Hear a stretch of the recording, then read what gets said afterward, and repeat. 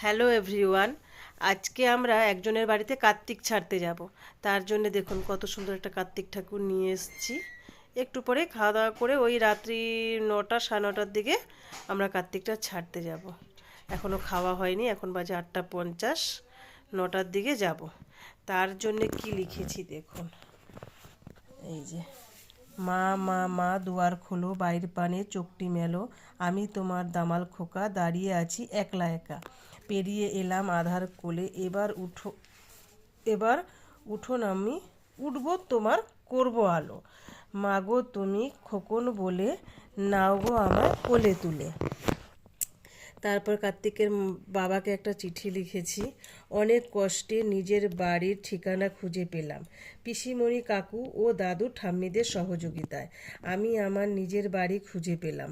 পিসিমণি ও কাকু ঠাম্মিদের দেখে আমার চেনা চেনা লাগলো।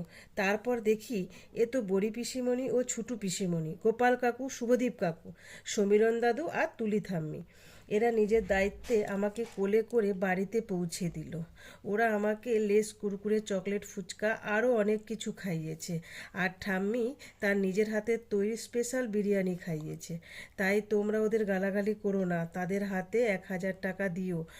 আর ভালো করে পেট পুড়ে খাওয়াবে, কোনো কিছু যাতে কম না থাকে। ঠিক আছে বাবা?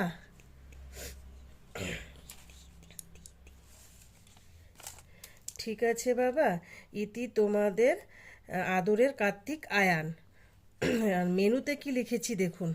মেনুতে লিখেছি বেগুন, আলু ভাজা, পোলাও, চানা পনির, সাদা ভাত, সোনামুগের ডাল, আলু পোস্ত, পটল রসা, দুধ শুক্তো, ঢোকার ডালনা, মিক্সড ফ্রুট চাটনি, নলেন গুড়ের পায়েস, লাল দই, নলেন গুড়ের গোল্লা বড়, কালাকাঁদ, রসমালাই, ক্ষীর কদম, কাঁচা গোল্লা, ছানা পোড়া, পাঁপড়, মুখশুদ্ধি আর আইসক্রিম।